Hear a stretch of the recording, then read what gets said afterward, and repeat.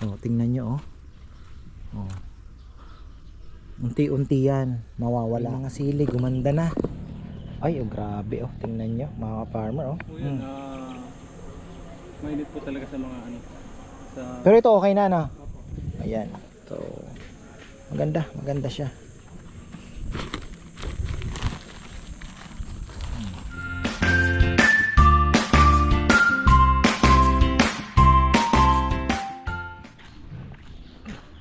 Ayan na, isang magandang buhay mga kamarmer. Short video tayo dito sa ating nako.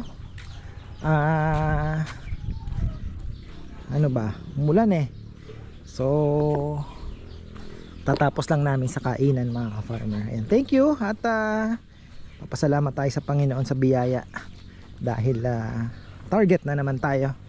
Simple lang na normal na nairaos mo yung puhunan. Halos ubos po yung lechon, may humabol pa, tinapyas ko na yung ulo.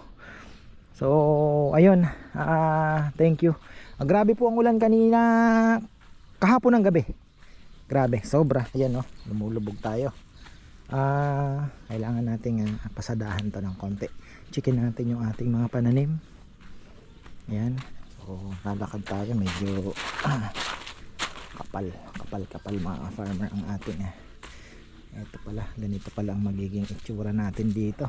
May darating akong 20 sacks na parang organic soil na din ang dating. Parang potting mix, parang ganon. Hahaluan ko po ng ng kalabaw, ayun doon. Tapos re-replant natin yung avocado. Ayun oh, tingnan niyo po yung dinaanan ng tubig oh. Oh, doon. Tapos tingnan nyo yun dito. Kaya pagka na-riprap na po ito, tingnan nyo, ito yung sinasabi ko oh, grabe po. Ayun, nagbiyak-biyak doon, ganun din oh, tingnan nyo oh. Oh, unti-unti yan mawawala. So pero kung nakaano na tayo, hindi na mawawala yung lupa, nakalak na siya, nakakulong na. So ayun po mga farmer ang kailangan natin pagsikapan. Ang tubig grabe na, wow. So, kailangan namin mag pump out. Taas na daming tubig oh. Kita nyo yung mga lumalangoy na yun na itim, tadpoles.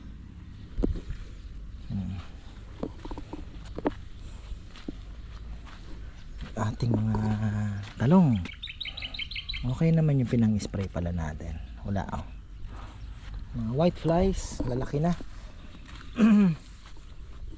So ito uulitin natin, mangga, avocado. Papakain pa pala ako ng ibon. Ayan oh, tingnan nyo, kailangan talaga. So aanuhin namin yan, huhukayan, mas malaki, parang malaki pa siguro ang diameter sa drum, much better di ba? So 5 to, 2 sako na siguro nun. Yun po yung iaano natin, natin sa avocado. Has avocado mga farmer ang ating hinahanap. Yung dahon ng has maliliit, parang hindi avocado. Actually kung makikita ko po yung, kung nung hindi ko pa po alam na dahon ng has ay ganon, siguro pag ako po ay nakakita ng ganon, hindi ko aakalain na avocado. Parang ganon ba? So ayun, kaya tayo po ay nako, medyo nagano ang effective kaya ito ginawa natin na to. Ayan,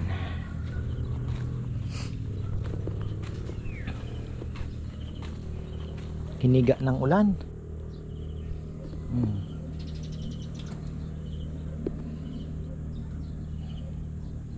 Pero yung mga sili gumanda na. Ay oh grabe oh, tingnan nyo mga farmer oh. Ayun ang sinasabi ko. Ayan oh, kailangan talaga maikulong. Dito dumaan yung tubig oh, grabe kailangan talaga.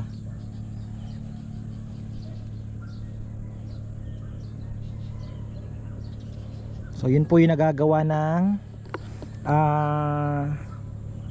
tubig. Gumuho na dito. Ayun din. Pantayin natin yan. Grabe na. Pati din doon sa kabila.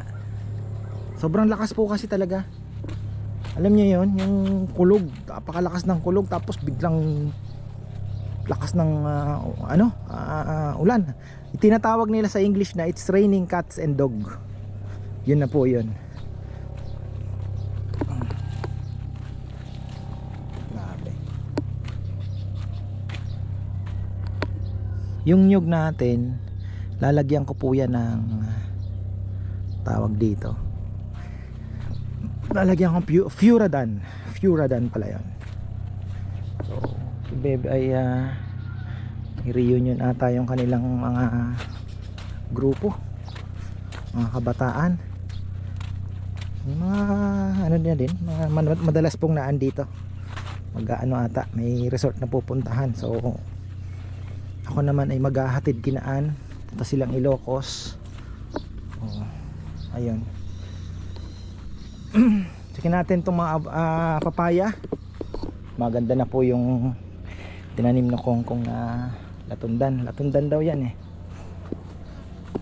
Sasabi ko latundan kong huwag yung ano. Eto ito yung nagkulot.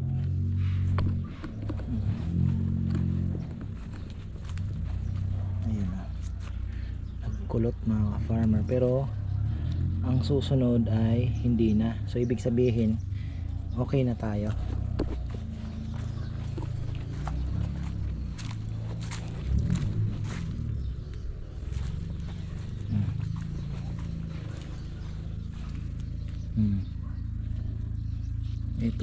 Ito yung part na medyo nadali ng fertilizer, pero ito okay na.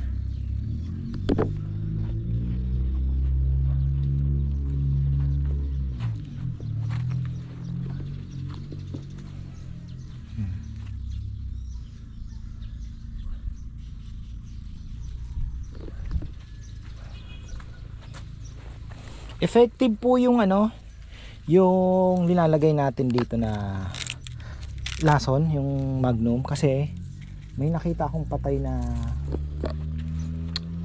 puang. Puang yun, o ano ba tawag doon, parang beetle na kumakain. So ayos, maganda. Hindi na tayong kumuha ng talbos ng kamote.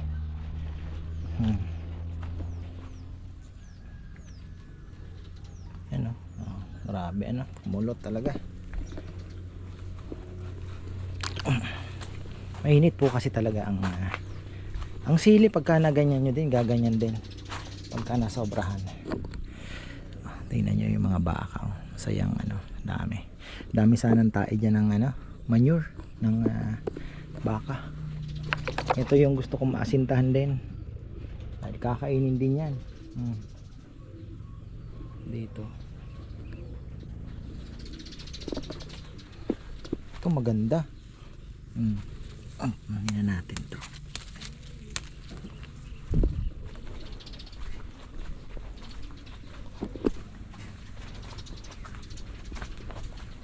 Ganyan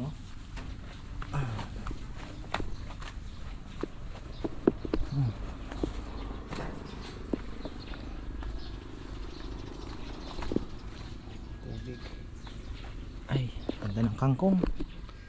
Ay, so ayan mga farmer, at least naikutan po natin ang ating mga halaman. Di pa dumarating yung in-order ko baka hindi ngayon. So ayan, maraming salamat at magandang buhay. Ayun na yung ating ano pala siya, chicken manure, pero composted na. At San Mateo daw galing. Dito din lang po sa Arayat. Tal! Woo!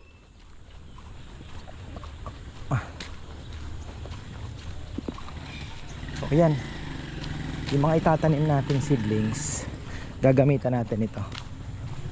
Mukhang isang sako lang okay na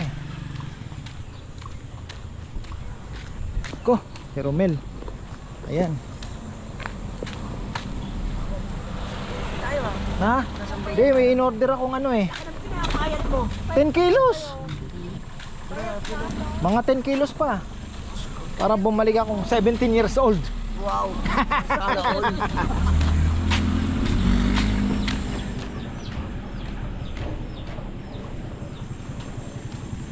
Diyan na lang.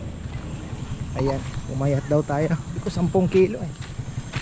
Ayan, eto. San Mateo lang to. Apo, tsaka mapanit po. Wala isang sa ano natin yan. Siya yung nagpo-post. Tingnan natin. Kaagad mayroong pa yan. Nakahalo. Iba. Apo, taon po yung binibilang bago mo makuha yan. Oo nga, ang tagal ba ano ng manok, umiinit. Po.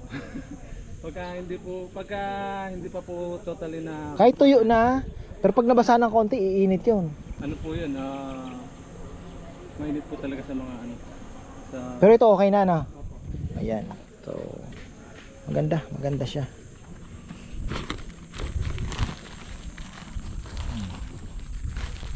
Loose. Pero haluan pa natin to ng tayo ng kalabaw. Mas mainit po sir kung talagang puro siyang ano ng manok. Oo. Wala siyang halong iba. Mas malakas po yun pagka inano mo sa halaman. Parang may fertilizer na rin pala siya, no? Ayun pala eh.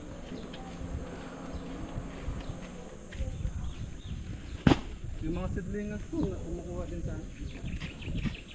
Ito yung linalagay nila sa ano.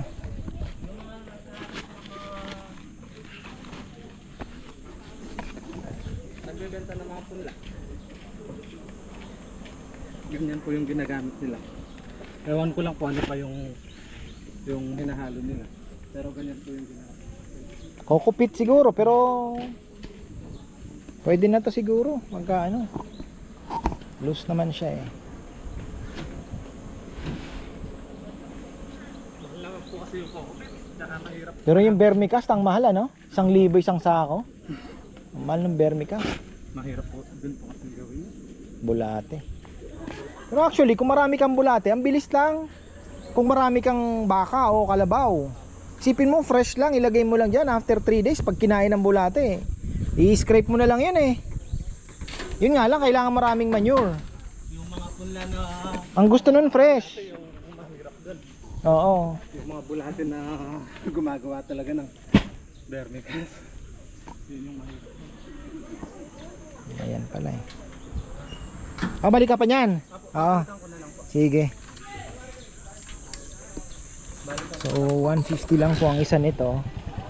Pwede na. So bali 3,000 din tayo.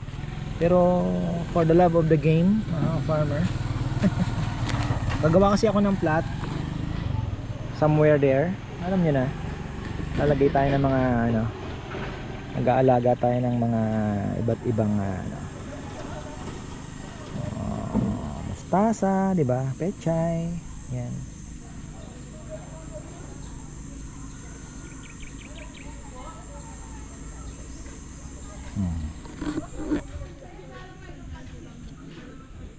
Bah, ganyan pa rin pala yung nagme-meeting ah. Ayan, ang oras na, alas 3. So, ayan. Ayan ah, mga farmer. Ayan na po. Shout out Tita Ligaya. Ayan na po ang ano natin, tita.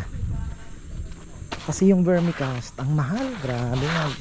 Tanong-tanong tayo. Mahal talaga. 5 kilo. Nasa sayang nga yung ganun natin ano. Sayang yung ating bulate. Pero yun, dapat talaga pinakamaganda, kunyari marami kang baka, pasukin mo din yun yung vermicast production, vermicomposting. Panalo yun. Sipin mo walang tapon, diba? Ganda yun. At may bulaklak na mga ka-farmer. Ayan ang sabi ko, naglabas na po ng bulaklak. So eto na naman. Lagyan natin ang fertilizer ito. bukas kailangan malagyan na para makakain na siya. Tapos puputulin na yung mga patay na ano, tangkay. Dead, dying, and deceased. Yung pala yung 3D. So ayun, sprayhan natin to. Tingnan natin kung may magiging kaibahan sa mabubuong mga bulaklak niya. May sprayhan natin. Search din tayo ng gamot na pang spray dyan sa pomelo para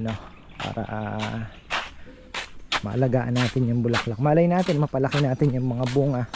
May nakita ako niyan, mababa lang, ang lalaki ng bunga eh. So ayun, eto, ayun na, palabas na po yung mga bagong dahon. So ayan, akala ko wala na akong battery. Ano na pala, full na, gano'n na po yung SD card, napuno na. So ayan, pakita ko lang po yung ating salamat naman at na ano na po siya, naglalabas na po na rin ang bagong dahon. Nauna lang yung bayabas tsaka yung ating pomelo. So ayun, hopefully itong lychee natin from buto, malay natin, di ba, mga farmer, hanggat may buhay may pag-asa. So yun lang. Tapos ito, pakita ko lang, ayan na, ito yung sinasabi ko na biyak-biyak na. So hindi po mangyayari yan kung tayo po ay mayroong riprap dito na nakagano na, nakaharang na sa kanya, nakahiga 45 degrees, 'di ba? So safe na po yung ating lupa na hindi na kakainin. Ang balak natin dito ay kalamansi. Ilang puno ng kalamansi siguro dito. Tapos pagdating dun sa may gitna, tingnan natin kung ano pang puno ang pwedeng ilagay, baka avocado ulit. So ayun, going to Ma'am Katya Santos, itong ating lechon niya. Ayan, Romel, parang lagari Ingat, ingat, ingat. Ha? 40 kilos yung dala ko, tinan mo. Hindi, kanino yan? Yung mo parang liit ka farmer eh. Hindi, kanino yan kay Katya? Hindi, mamaya pa kita siya eh. Ano to eh? 35 lang yan. 40 na sila. Bawasan mo na, bawasan mo. Pagka may bigay ba na 35 lang, hindi na tayo umabot. Pero may balance siya ng 10k. Magbawas ka ng 1. Ne, okay na 'yon. Lulu Anderson. Oo. Okay, sige. Kamo hindi umabot. Okay, okay. Thank you po. Ayan, yung maliliit po yung ating lechon ng baboy na dumating. Pero lagpas naman yun ng na 35. Pero okay na.